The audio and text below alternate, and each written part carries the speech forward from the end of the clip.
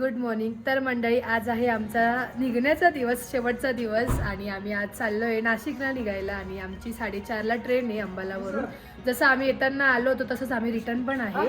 तर इकडून आता आमचं चंदीगड आणि चंदीगडवरून अंबाला आहे. मी सगळी चंदीगडमध्ये फिरणार नाही आहे, बट तिकडे काय म्हणतात तिकडूनच ऑन रूट तोच येणार आहे. शिमलावरून चंदीगड लागतं आणि चंदीगडवरून अंबाला, आणि मग तिकडून घरी. आणि सगळ्यांनाच आम्हाला खूप एक्साइटमेंट आहे आता घरी जाण्याची, बिकॉज आता खूप ओढ लागली घराची. शेवटी किती पण म्हटलं, किती फिरायला गेलो आपण म्हणतो एन्जॉय एन्जॉय, पण शेवटी घर ते घरच असतं आणि घरचं जेवण ते घरचंच जेवण असतं. तर त्यामुळे आता आपण निघूया. आणि 4:30ला ट्रेन आहे, तरी आम्हाला अराउंड पोचत तर पोचत तरी 3 होतीलच आम्हाला. आणि 4:30ची ट्रेन आहे, तर आपण आम्ही निघतोय आता. बघूया पुढे जाऊन काय काय होतं. सो तुम्ही कंटिन्यू करा. चला.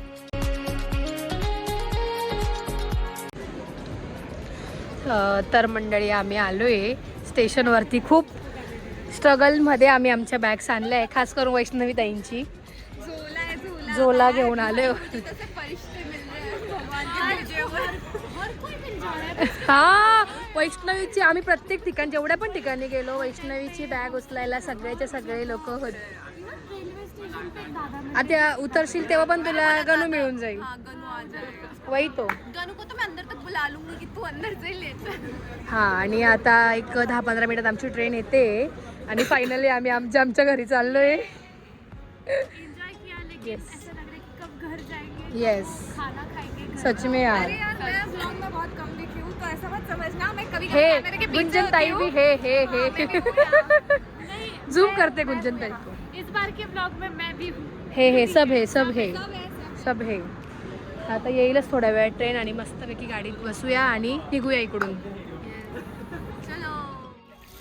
तर आम्ही काय म्हणतात, ट्रेनमध्ये मागवलंय बिर्याणी 2 टाईपच्या. हा, आणि कुल्हडमध्ये बिर्याणी आली. Oh my God.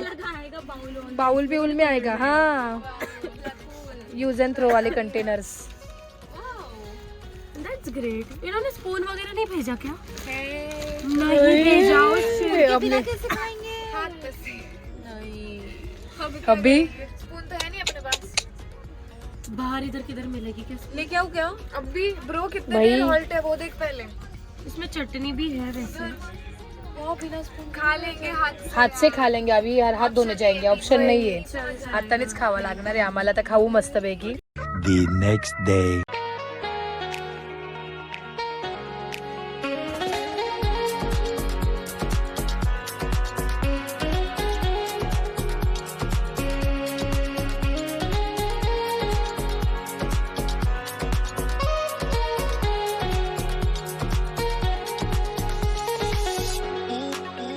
नाही, हम नाही पोहोचे. हा, तर वैष्णवीचं गाव जळगाव आहे, त्यामुळे वैष्णवी जळगावला उतरते आणि आम्ही नाशिकला. हा, अजून 3 तास आहे आमचे. हा, ते भुसावळवरून बसले. तर मग आता वैष्णवी जळगावला उतरेल. यार, असं वाटतं की आपलं पण यायला पाहिजे नव्हतं ना. गणेश भी आहे. हा, गणू भी दिखेगा. पण हा, मन तो है, बट घर जाने का भी बहुत मन है. मम्मी बोल रही थी उनको लेके आ, अभी आग्रह नहीं कर सकते था, क्योंकि अभी सब घर का जाना है. मेरा नहीं होता ना कुछ शेड्यूल उधर. हाँ, खरंच आहे. हाय, चलो बाय. मिलते हैं कॉलेज में. बाय. चलो.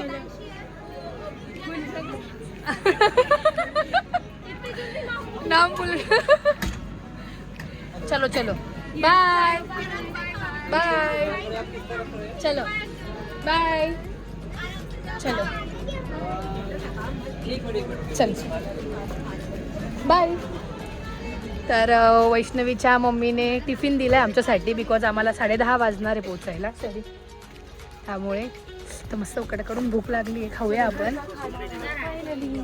ये घर का खाना खाएंगे भाई.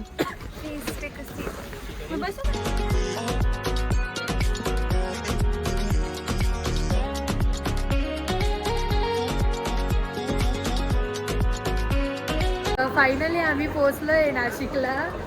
आणि इतकं बरं वाटतं घरी पोहोचून ना. आणि आमची ट्रेन 8ला पोहोचणार होते, बट ती 8:12 केलं त्यांनी पोचायला. खूप खूप लेट झालं, 3 तास लेट होती ट्रेन. बट फायनली पोचलो आहे आणि दादा आला आहे घ्यायला आणि गुंजनचे पप्पा पण आलेत घ्यायला. तर गुंजनच्या पप्पासोबत जाणार आणि वेदू आणि मी सोबत जाणार आहे. तर आता घरी जाईल, झोपेल आणि कसं काय तुम्हाला भेटते. फायनली ट्रिप संपली आमची. The next day.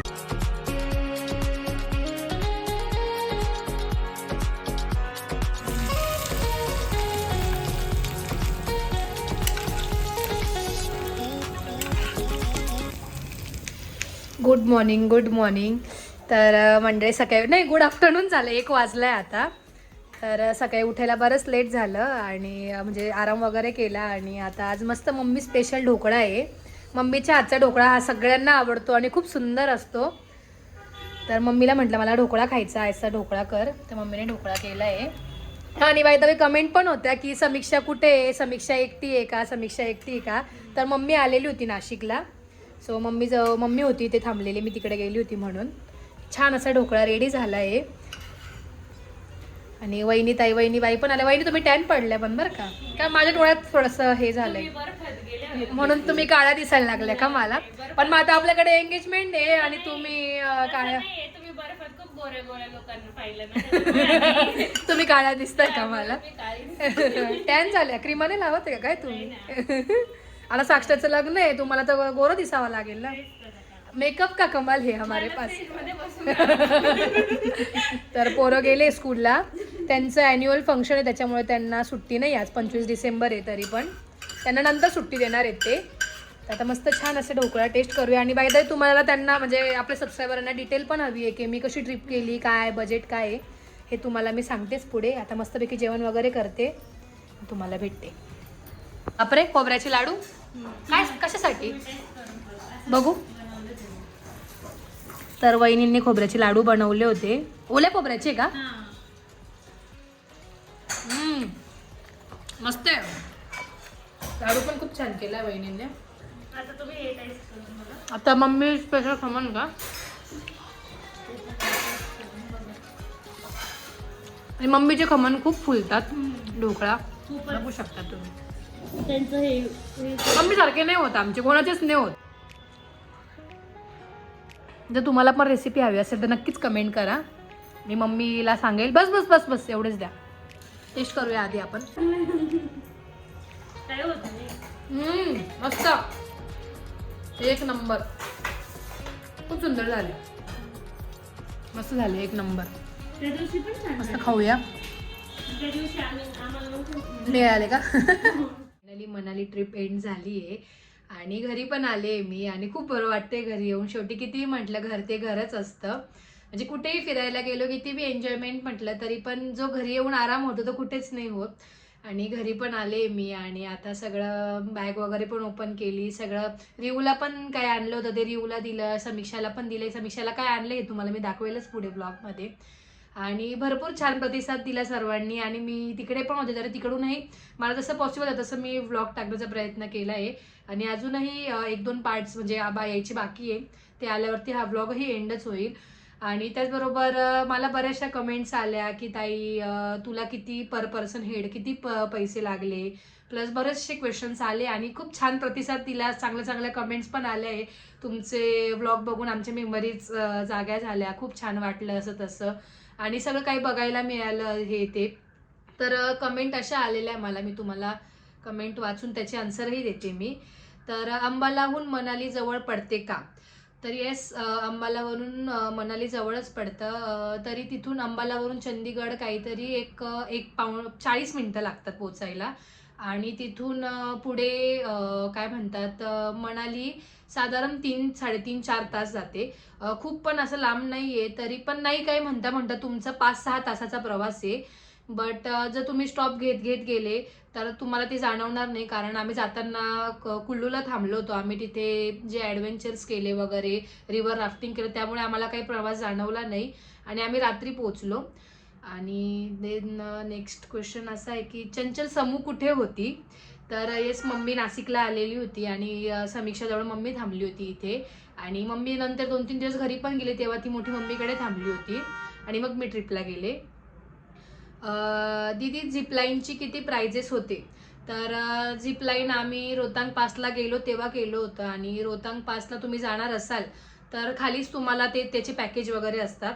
तर त्या पॅकेजमध्ये ते तुम्हाला 500 पर पर्सन सांगता, पण जर तुम्ही तिथे बार्गनिंग केली तर ते 200मध्ये पण करतात. पण जर तुम्ही ग्रुपने असाल तर खरंच ते खूप कमी करतात आणि ते काहीचे काही रेट सांगतात तुम्हाला. तर तुम्हाला जेवढे कमी करता येईल तेवढे कमी करण्याचा प्रयत्न करा, कारण ते म्हणजे इवन आम्हाला त्यांनी जे आम्ही जिमनी केली होती 4x4 त्याचे त्यांनी आम्हाला 2500 रुपये सांगितले होते पर पर्सन, पण त्यांना कमी करत करत आम्ही त्यांना 1500वर आणलं.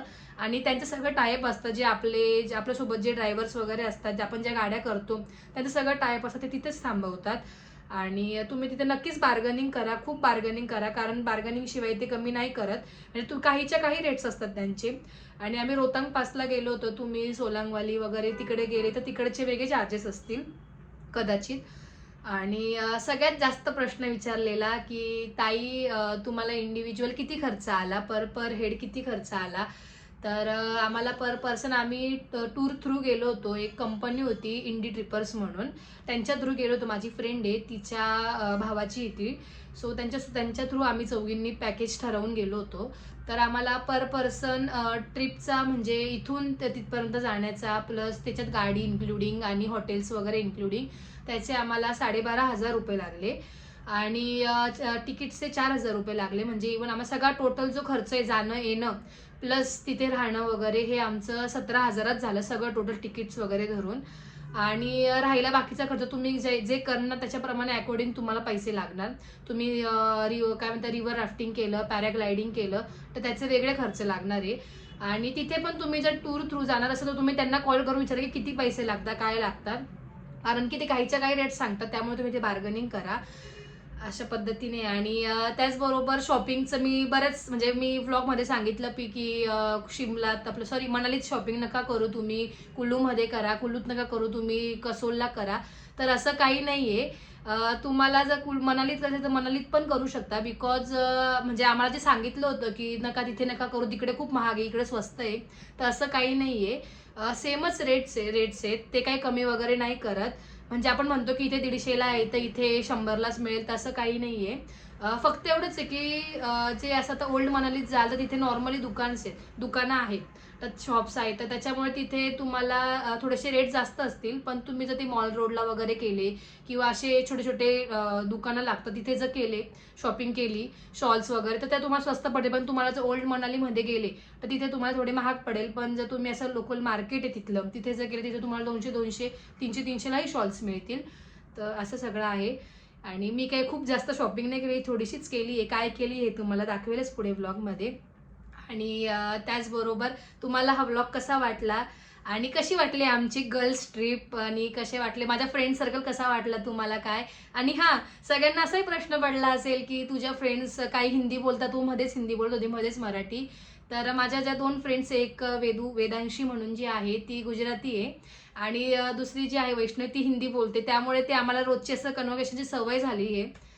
तर त्यामुळे आम्ही एकमेकांसोबत मध्येच हिंदीत पण बोलतो, थोडं मराठी पण बोलतो, दोघं पण मिक्स करून बोलत असतो. त्याच्यामुळे ती सवय झाली, त्याच्यामुळे ते व्लॉगमध्ये तसं येत होतं. हे मनालीचे व्लॉग कसे वाटले कमेंट करून नक्कीच सांगा.